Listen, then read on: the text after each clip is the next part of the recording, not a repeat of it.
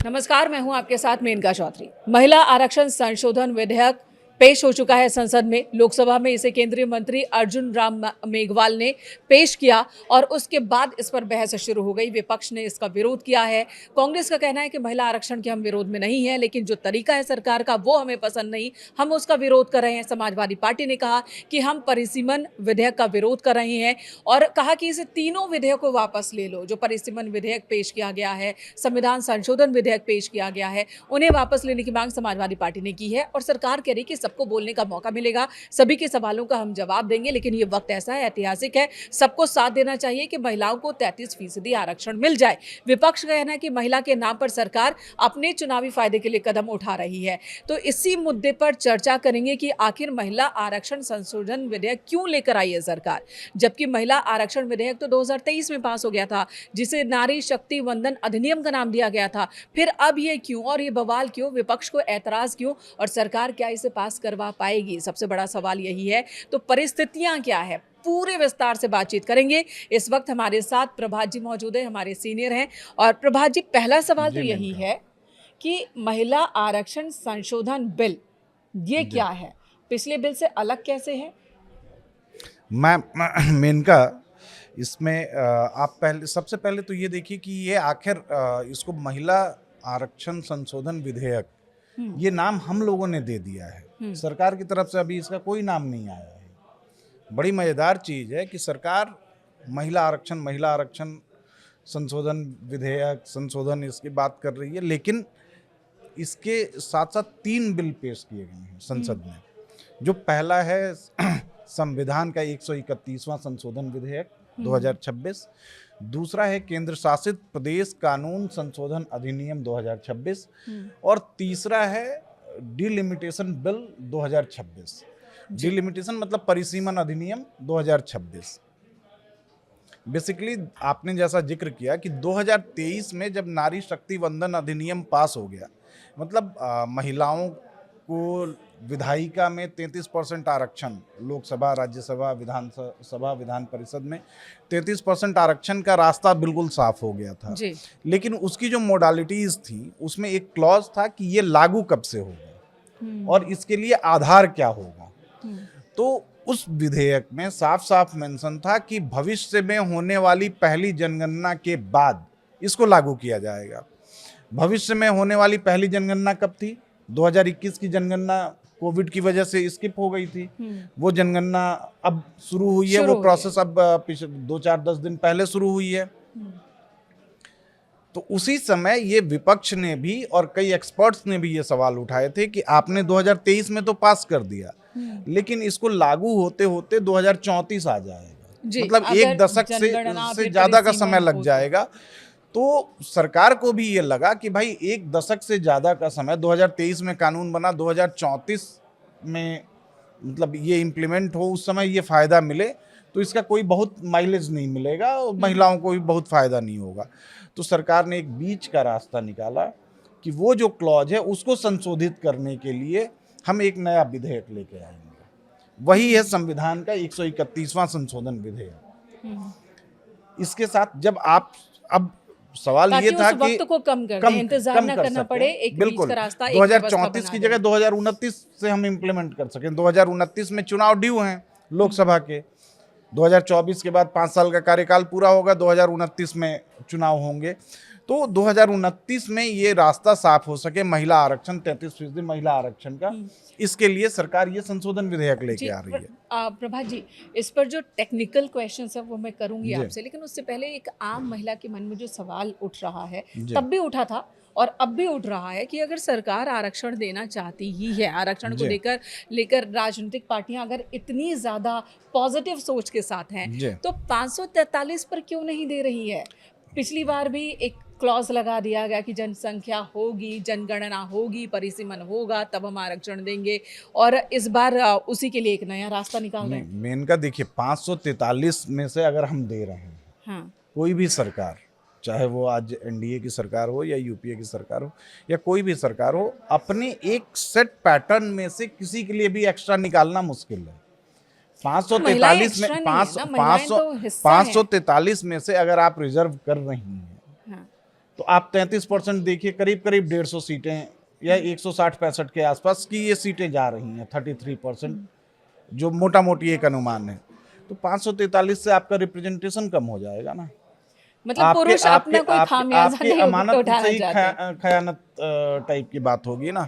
लेकिन तो महिलाएं तो इसलिए इसी देश का नहीं, हिस्सा देखिए है ना। इसमें ये हुआ है बेसिकली, आपको मतलब ये चीज़ समझनी चाहिए कि ठीक है 33% निकल रहा है, रिप्रेजेंटेशन हमारा कम हो जाएगा, पुरुषों की भागीदारी पुरुषों कम की होगी, भागीदारी कम होगी। भागीदारी कम होगी।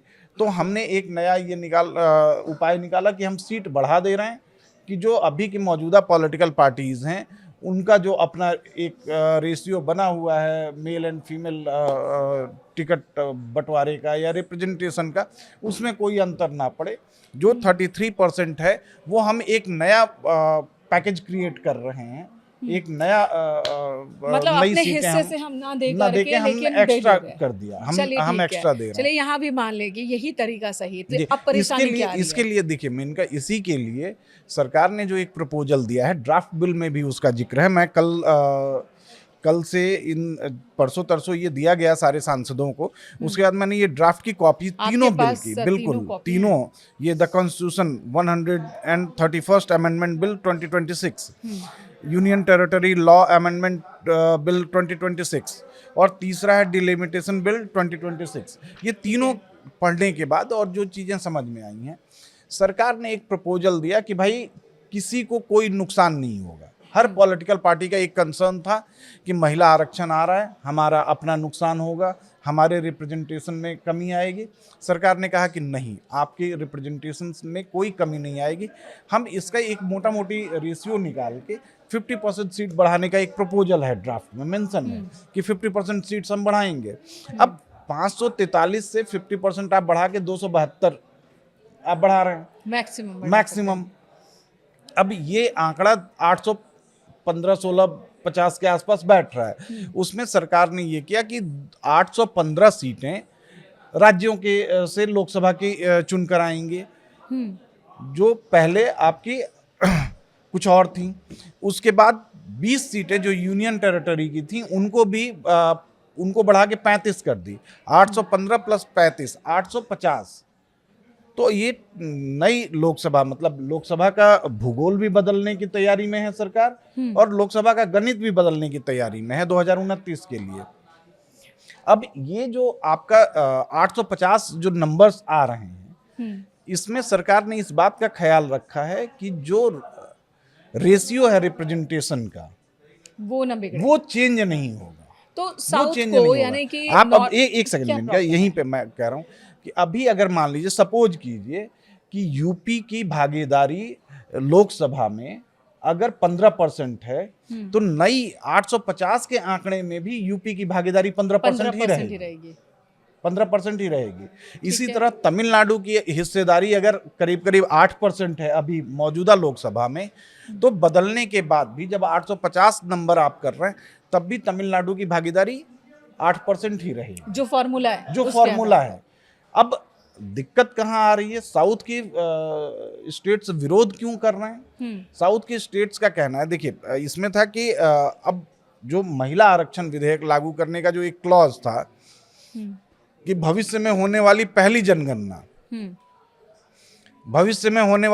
जनगणना को आधार माना जाएगा और उसी के आधार पे किया जाएगा ये। अब तमिलनाडु, कर्नाटका, आंध्रा, तेलंगाना और केरला जैसे स्टेट्स, इनको अगर आप देखिए तो अब तमिलनाडु का ही एग्जांपल एक मैं आपको देता हूं कि तमिलनाडु में एक लोकसभा का रिप्रेजेंटेशन 18 लाख वोटर्स का है। ठीक है। यूपी में यही आंकड़ा जो है वो 25 लाख वोटर्स पे आ जाता है, जो मौजूदा दौर है। तो अब तमिलनाडु जैसे स्टेट्स को डर क्या लग रहा है कि भाई हमने तो बाकी सारे मीन्स मोडियम को फॉलो करते हुए हमने इसको पॉपुलेशन कंट्रोल किया हुआ है, और हमारा अब उस आधार पे अगर आप रिप्रेजेंटेशन दे रहे हैं वोटर्स के आधार पे, तो हमारा रिप्रेजेंटेशन तो कम हो जाएगा। हिंदी पट्टी उत्तर प्रदेश, बिहार जैसे राज्यों के बढ़ जाएंगे। यानी तो कि जब केंद्र की राजनीति की बात प्रॉब्लम आ होगी रही है। तो साउथ की जो प्रासंगिकता है वो और कम हो जाएगी, ये उन्हें डर है। उनको डर है, उनको डर ये है, लेकिन साउथ ऐसा के- होता तो नहीं दिख रहा है। जबकि सरकार की तरफ से ये आश्वासन बार बार दिया जा रहा है, सोर्सेज भी कह रहे हैं, सरकार के मंत्री भी सामने आकर कह रहे हैं कि भाई सरकार की मंशा कोई ऐसी नहीं है कि हम रिप्रेजेंटेशन रेशियो में कोई छेड़छाड़ करें। रिप्रेजेंटेशन रेशियो बिल्कुल आपका अक्षुण्ण रहेगा, वैसे ही इंटैक्ट रहेगा। एक अंदर की खबर आपसे जानना चाहूंगी, आपकी बातचीत होती रहती है। सरकार अगर ये बिल लेकर आई है तो जैसा कि विपक्ष भी कह रहा है कि हमें बहुत कम वक्त दिया गया है समझने जी। के लिए, सोचने के लिए, क्या सच में कम वक्त दिया गया है या सरकार ने विपक्ष के कुछ दलों के साथ पहले बातचीत कर ली है? जैसा कि आप बता रहे हैं कि साउथ के कुछ दल विरोध जरूर कर रहे हैं, लेकिन उन्हें क्या ये समझा पाएगी सरकार कि उन्हें कोई नुकसान नहीं होगा इससे? देखिए, सरकार अपनी तरफ से पूरी कोशिश कर रही है। हम्म, सरकार के कई मंत्री सामने आकर कह रहे हैं कि कोई रिप्रेजेंटेशन रेशियो में कोई बदलाव नहीं आने जा तो रहा ये है। समझाना भी जरूरी अब होगा, लेकिन क्योंकि अब देखिए विशेष बहुमत चाहिए संविधान नहीं, संशोधन के लिए। आपको आपको मैं बताऊं मेनका कि जो 3 बिल है, उनमें से एक 3 के में लिए से चाहिए। सिर्फ एक बिल पे चाहिए, जो 131वां संशोधन विधेयक है, वो 2/3 बहुमत मांगता है पास होने के लिए, क्योंकि वो संविधान संशोधन है। जो डिलिमिटेशन बिल है वो, और जो दूसरा केंद्र शासित प्रदेश कानून संशोधन अधिनियम उसके लिए नहीं है, चाहिए। उसके लिए वो साधारण बहुमत से पास हो सकता है। अब दिक्कत कहाँ आ रही है मेन का, कि जो 2 फैक्टर्स हैं। सरकार कह रही है कि हमने एक स्टैंडर्ड फॉर्मूला निकाला कि 50% हम सीट बढ़ा रहे हैं, उसी रेशियो में बढ़ेगा। आंकड़े अगर आप देख लीजिए कि यूपी में 80 है तो वो बढ़ के 120 हो जाएगी। महाराष्ट्र में अगर 48 है तो वो बढ़ के 72 हो जाएगी। ठीक है। बंगाल में अगर 42 है तो बढ़ के वो 63 हो जाएगी। बिहार में अगर 40 है तो बढ़ के 60 हो जाएगी। ये एक सरकार का स्टैंडर्ड फॉर्मूला है जो अखबार भी छाप रहे हैं और बता रहे हैं। लेकिन दिक्कत, जो एक आशंका है, जो बिटवीन द लाइंस लोग मतलब पॉलिटिकल पार्टीज पढ़ने की कोशिश कर रही हैं, कि अब अगर ये नहीं हुआ तो भाई तमिलनाडु के हिसाब से जो प्रपोज्ड है वो बढ़ना चाहिए 59, अगर नहीं बढ़ता है 39 से बढ़ के वो 59, क्योंकि वो मैक्सिमम है, हो सकता है उससे कम मैक्सिमम भी है। हो। लेकिन अगर 2011 की जनगणना को अगर आधार मानते हैं आप, तो वो बढ़ेगी कितनी, 49 होगी। ठीक है। ठीक इसी तरीके से यूपी में है। आप यूपी में अगर आप देखें कि अभी 80 है, लेकिन 2011 की जनगणना 2026 के पॉपुलेशन को अगर आधार मानते हैं तो वो 90 बढ़ेंगी। तमिलनाडु में अभी 39 है, लेकिन अगर 2026 के पॉपुलेशन पे आप आते हैं तो वो घट के 31 हो जाएगी, घट जाएंगी। घट जाएगी। और यही डर है इन्हें। इनको यही डर है। लेकिन ये तो तब होगा जब ये डर नई है। जनगणना के हिसाब से परिसीमन होगा। 2026 का जो पॉपुलेशन है उसके आधार पे रिप्रेजेंटेशन, जो मैंने आपको बताया ना कि 18 लाख वोटर रिप्रेजेंट कर रहे हैं एक कॉन्स्टिट्यूएंसी को, एक एमपी को। अगर उस हिसाब से आप देखेंगे तो तमिलनाडु में घटेंगी। और 2011 की जनगणना पे अगर आप जा रही हैं तो वो आपको बढ़ के, जो अभी उनका 39 है, वो बढ़ के अगर बहुत होंगी तो 49 होंगी। लेकिन सरकार जो फॉर्मूला दे रही है उनको आश्वासन देने के लिए कि भाई आपकी बढ़ेंगी 59 हो सकती हैं, 57, 58, 59, इन 3 में से कोई तो एक यहाँ तो आंकड़े राहत पे की आ बात है सकता उनके लिए। ये राहत की बात है, लेकिन वो ये समझने की बात नहीं है। उनको लग रहा है कि भाई ये सरकार जो है, अब स्ट्राइक रेट की बात क्या। अच्छा, मुझे एक जो बात मेजर- समझा दीजिए कि क्यों कांग्रेस बार बार ये कह रही है जी। कि बीजेपी जो है वो अपने चुनावी फायदे के लिए परिसीमन और ये सब कुछ वही लेकर आ रही है। स्ट्राइक रेट की जो बात है ना, आप एक चीज बताइए मुझे कि अभी हम 7 स्टेट में, इस फ्लोर पे 7 स्टेट के रिप्रेजेंटेशन हैं, 204 लोकसभा हम यहाँ पे हैं। इस फ्लोर पे जो 7 स्टेट हैं, यूपी, उत्तराखंड, मध्य प्रदेश, छत्तीसगढ़, बिहार, झारखंड और राजस्थान, 7 राज्यों में 204 लोकसभा सीटें हैं। ये बढ़ के अगर आपके 50% फॉर्मूले पे ही जाएं अगर, तो 102 सीटें और बढ़ जाएंगी, 306 हो गई। ये हिंदी पट्टी की सीटें हैं। हिंदी पट्टी बीजेपी का कोर वोट लाइन माना जाता है। तो साउथ के दलों को तो यही डर लग रहा है ना, या बाकी विपक्षी दलों को तो यही डर लग रहा है कि आप अपने हिंदी पट्टी से आपकी सीटें बढ़ेंगी, आप अपना स्ट्राइक रेट, आपका विनिंग प्रोबेबिलिटी जो है यूपी में, यूपी में आप मानिए कि 120 सीटें हैं, 120 पे बीजेपी और उनके अलाइज फाइट कर रहे हैं। सपोज कीजिए, एक हाइपोथेटिकल इक्वेशन मैं आपको शेयर कर रहा हूँ। लेकिन ये जो सीटें बढ़ेंगी, मेन का इसको पहले समझिए हाँ, कि 120 हैं, 120 में अगर वो 120 पे लड़ते हैं, अगर विनिंग प्रोबेबिलिटी के हिसाब से अगर देखें, आप सपोज कीजिए कि 120 में से 100 सीटें आ गई, बहुमत के लिए नए इक्वेशन में आपको 426 चाहिए, 100 तो आपकी यहीं हो गई, यूपी से ही हो गई, यूपी से ही हो साउथ गई, की जरूरत ही नहीं साउथ की पड़ी। जरूरत ही नहीं पड़ी। तो ये डर तो साउथ ये एक का डर है ऑब्सोलीट साउथ का डर है, बिल्कुल है।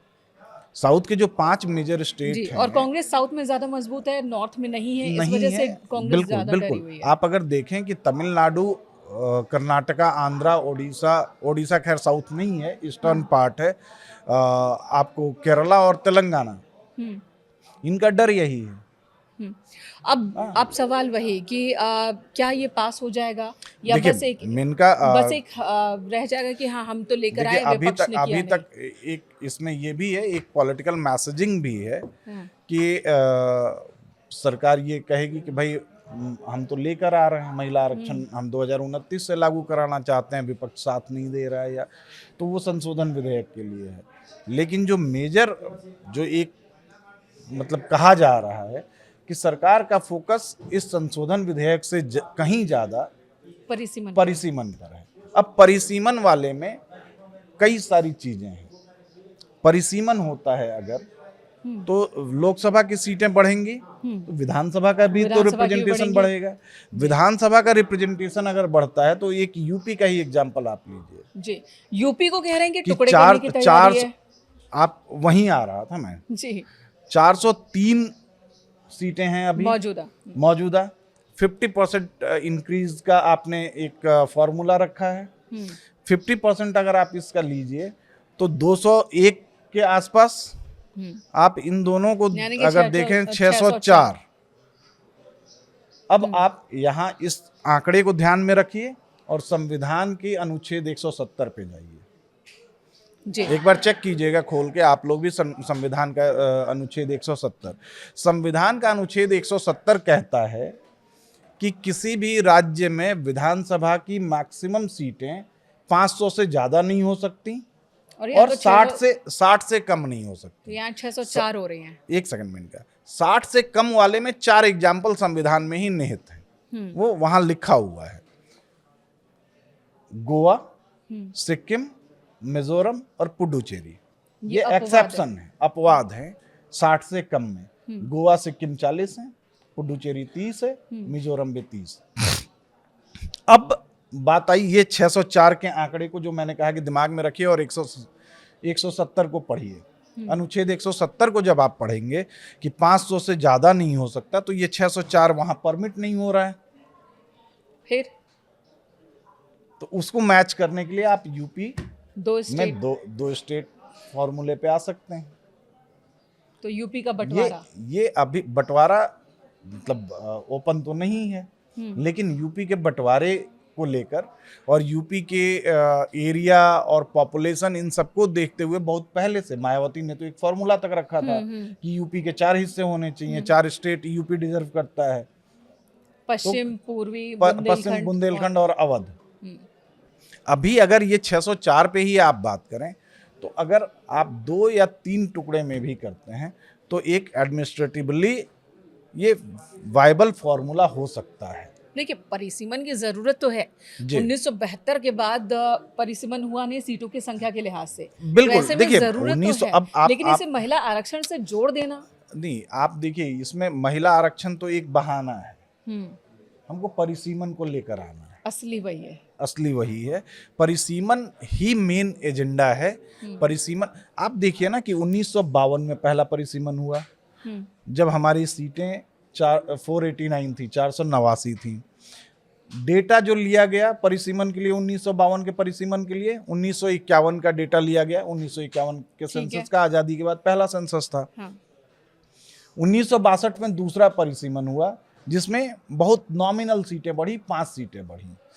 उसके लिए डेटा 1961 के सेंसस का लिया गया था। तीसरा परिसीमन 1972 में हुआ, जहां मतलब एक सिग्निफिकेंट नंबर ऑफ सीट्स बढ़ी, बढ़ी थी। 48 सीटें आपकी बढ़ी थी, ठीक है। जो 1971 के डेटा से लेकर परिसीमन ठीक है। किया गया था, और 494 से संख्या बढ़कर 542 हो गई। हम्म। उसके बाद फिर 30 साल के बाद 1981 के बाद 82 में परिसीमन नहीं हुआ, क्योंकि उस समय एक क्लॉज के साथ ही इसको 25 साल के लिए टाल दिया गया था, सस्पेंड कर दिया गया था कि परिसीमन हमारा अगले 25 साल नहीं होगा। नहीं होगा।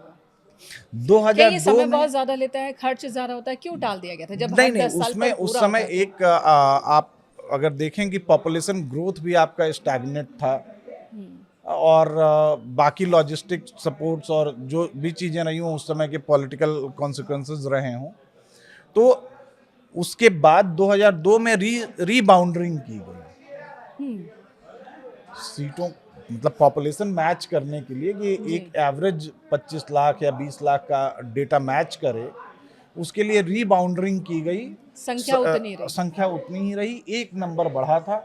वो एक रिसर्च का विषय हो सकता है, मैं भी जल्दबाजी में ढूंढ नहीं पाया कि वो एक नई सीट कौन सी आई कहाँ थी, बनी थी? लेकिन उस समय ये किया गया। फिर इसको 25 और साल के लिए टाल दिया गया, ठीक। जो अब टाइम पूरा खत्म हो होने रहा वाला है। तो अब सरकार वही चाह रही है कि भाई डिलिमिटेशन कर दिया जाए, 543 से बढ़कर हम 850 पे पहुंच जाएं। लोकसभा सदन का ये तो रूपरेखा ही बदल जाएगी, भूगोल और गणित सब बदल दोनों जाएगा। बदल जाएंगे। लोकसभा, राज्यसभा, अगर लोकसभा बदलता है, विधानसभा बदलता है, तो बिल्कुल राज्यसभा भी बदलेगा। तो बिल्कुल चीजें बिल्कुल बदल जाएंगी। बिल्कुल और बदलेंगे। शायद विपक्ष के दल इसके लिए तैयार नहीं है।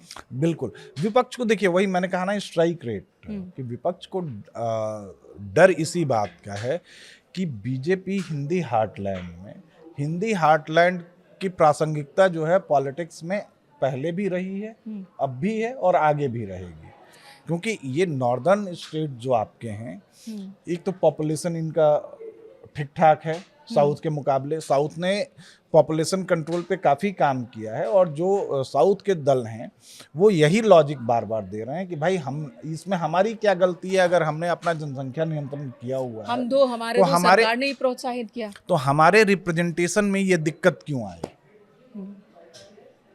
और ये सवाल वाजिब है, ये सवाल वाजिब है। जब भी ये जी। बात कही जाती है कि जिसकी जितनी हिस्से भागीदारी उसकी उतनी हिस्सेदारी, तब हम वो जो एक एजेंडा था, वो जो एक थ्योरी थी, पॉलिसी थी कि पॉपुलेशन को कंट्रोल करना है, परिवार नियोजन पर जाना है, तो जो लोग या जो वर्ग उस जी। धारणा पर आगे बढ़े, वो खुद को ठगा हुआ महसूस कर रहे हैं। जब भी सकते ये हैं, बात होती बिल्कुल। है कि जिसकी जितनी संख्या भारी हालांकि उसकी उतनी हिस्सेदारी, इसमें देखिए, क्यों? नहीं मेनका उस पे ये बात हो रही है, ठगा महसूस कर सकते हैं, लेकिन मैंने जो आपसे दो चीजें कही कि एक तो स्वीपिंग फॉर्मूला है 50% increment in seats, number of seats, ठीक है। मतलब कि हर स्टेट का, जो हम लोग डिस्कस भी कर चुके हैं, फिर वो रिपीट होगा। जो कि परिसीमन आयोग है वो हर प्रदेश स्टेट में अलग अलग होगा। नहीं, वहाँ की परिसीमन आयोग परिस्थितियों के हिसाब सेंट्रली से। काम करता है, उसका वो जस्ट लाइक आप चुनाव आयोग कह लीजिए कि चुनाव आयोग का ही एक अलग पार्ट होगा। चुनाव आयोग के मेंबर्स, मतलब जो मुख्य चुनाव आयुक्त या उनका कोई रिप्रेजेंटेटिव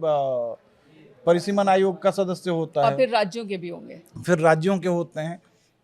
मैं जो कह रहा था कि सरकार ने जो एक स्वीपिंग फॉर्मूला निकाला 50% of increment in number of seats, उसके साथ साथ सरकार ये भी बार बार कह रही है कि जो रैशनल रिप्रेजेंटेशन है, जो रेशियो है इन टर्म्स ऑफ परसेंटेज, वो चेंज नहीं कर वो हम नहीं कर, वो चेंज नहीं करेंगे। यानी कि इस राजनीतिक बात दलों पे की आप भरोसा आशंका रख को सकते खत्म करने हैं, की कोशिश भी हो रही है। इस बात पे हाँ आप भरोसा रख सकते हैं कि तमिलनाडु का अगर 8% का रिप्रेजेंटेशन है अभी मौजूदा लोकसभा में, तो वो 8% नई लोकसभा में भी बना रहे। अब यहाँ पर मेरा सवाल है कि ये बात हो गई तकनीकी चुनौतियों की, और जिसके लिए सरकार ने होमवर्क भी किया है। अब कैसे वो विपक्षी दलों को समझाते हैं, वो उनका काम है, ये देखने वाली बात है। लेकिन यहाँ पर जो पॉलिटिकल मैसेज है उसका भी जिक्र कर लेते हैं। अगर विपक्ष इसका समर्थन करता है तो फिर सरकार की बल्ले बल्ले कि उन्होंने पास करा लिया, लागू करवा लिया। अगर विपक्ष परिसीमन का ही मुद्दा बनाकर विरोध करता है तो हो जाएगा कि विपक्ष जो है वो महिला आरक्षण के विरोध में है। यानी कि महिला आरक्षण तो मुख्य है ही नहीं, लेकिन महिला आरक्षण को लेकर ही चर्चा हो रही है। नहीं, देखिए आप एक चीज देखिए मेनका, जो संविधान संशोधन विधेयक है उसके लिए 1/3 की जरूरत 2/3 की जरूरत है ना, आप उसको किनारे हटा दीजिए। ये है मेरे हाथ में, बिना इसके इसको हम possible है किनारे क्या? हटा दें। अब देखिए आप, जो दूसरा बिल है डिलिमिटेशन, अगर डिलिमिटेशन हो गया, भाई आप पास, ये इसके लिए साधारण बहुमत चाहिए ना, डिलिमिटेशन बिल के लिए। डिलिमिटेशन पास हो गया, नंबर ऑफ सीट्स आपने बढ़ा के कर दी, तो भाई हमारी तैयारी पूरी हो गई है, नंबर ऑफ सीट्स हो गया है, हम इसको इम्प्लीमेंट कर रहे हैं 2029 से। तो ये अब अलग से कौन भी ला रोक सकते लेगा? थे, इसे महिला आरक्षण से जोड़ने की क्या जरूरत थी? अलग से ले आते हैं। नहीं, वो तो फिर ये इतनी चर्चा आज आप कर रही होती क्या? चर्चा भी जरूरी है। यही है मेन का। और यूनियन टेरिटरी में भी तो बदलाव होंगे ही। ये तो बहुत ये साधारण, कानून में बदलाव है ये तो बहुत साधारण सा बिल होता है, इसमें कोई बहुत ज्यादा, ये इससे पहले भी कई विधेयक आ चुके हैं इसको लेके। हाँ, तो इसमें तो कोई क्या बहुत ज्यादा, ये मुझे बताइए कि क्या ये विपक्ष के लिए आगे कुआं पीछे खाई वाली सिचुएशन है? बिल्कुल मुझे तो लग रहा है, मुझे लग रहा है कि विपक्ष, अब अगर विपक्ष इस बिल का विरोध करता है तो एक नैरेटिव ये जाएगा कि भाई हम तो तैयार हैं, विपक्ष साथ नहीं दे रहा है, विपक्ष महिला विरोधी है, पहला नैरेटिव। और अगर विपक्ष साथ दे देता है तो हम तो ये कहेंगे कि भाई देखिए, हम 10 साल पहले 10 साल बाद होना था, हमने तो 5 हमने साल पहले में ही कर कर दिया, हमने कर दिया तो पीएम क्रेडिट। मोदी ने तो कहा कि मुझे क्रेडिट नहीं चाहिए, विपक्ष रख ले क्रेडिट, नहीं, देश की महिलाएं, जनता कोई बिल्कुल भी रख ले बिल्कुल बात क्रेडिट। सही है कि प्रधानमंत्री को क्रेडिट नहीं चाहिए, लेकिन पार्टी को जाएगा तो नहीं चाहिए। का, पार्टी को चाहिए। हाँ, तो फिलहाल चुनौतियों के बारे में भी हमने समझा और सरकार कैसे उस चुनौती से आगे बढ़ सकती है ये भी समझने की हमने कोशिश की। और अगर ये बिल गिर जाता है, अगर पास नहीं होता है, तब क्या होगा, इस पर बताइए। क्या इस पर फुल स्टॉप हमेशा के लिए लग जाएगा? नहीं मेनका, ये देखिए, या जो पहला जो लागू हुआ है, जो पास हो चुका है, वो उस पर तो काम चलता ही नहीं, रहेगा। वो जो पास हो चुका है बिल, भाई नारी शक्ति वंदन अधिनियम 2023, वो कह रहा है ना कि भविष्य की जनगणना के बाद, भविष्य की 2034 पहली जनगणना के बाद, जनगणना का काम शुरू हो चुका है। 2028 तक जनगणना का काम पूरा हो जाएगा, उसके डेटा आ जाएगा उसके बाद कर लेंगे। उसके बाद परिसीमन की प्रक्रिया होगी, उसमें 2, 2.5, 3 साल लगेंगे। जो भी समय लगेगा उसके बाद पूरा कर लेंगे उसको। मतलब देखिए, सरकार की मंशा ये थी कि जो उस समय आशंका एक्सपर्ट्स ने जताई, जो बाकी पॉलिटिकल पार्टीज ने जताई कि कानून बन जाने के 10 साल 11 साल के बाद वो जमीन पर उतर पाए, उसको कम करने के लिए, उस टाइम गैप को कम करने के लिए सरकार ने ये कोशिश की एक इस विधेयक के जरिए कि हम इसको 5 साल के गैप में ही 2029 में उतार दें। तो चलिए, बहस की शुरुआत हो चुकी है। लोकसभा राज्यसभा में 18 घंटे लोकसभा में, 10 घंटे राज्यसभा में इस पर चर्चा होनी है और उसके बाद नतीजा क्या होता है ये भी विशेष सत्र के समापन होते होते क्लियर हो जाएगा। लेकिन एक बहुत बड़ा दांव यहाँ केंद्र सरकार ने चल दिया है महिला आरक्षण संशोधन बिल लाकर, और इसी के साथ परिसीमन और संविधान संशोधन 131वां संविधान संशोधन बिल लाकर। अब देखना होगा कि बाजी किसके हाथ लगती है। 2029 के चुनाव से पहले कौन सा बड़ा खेला हो जाता है, इस पर सबकी नजर रहेगी। धन्यवाद आपका प्रभात। Thank you Maneka.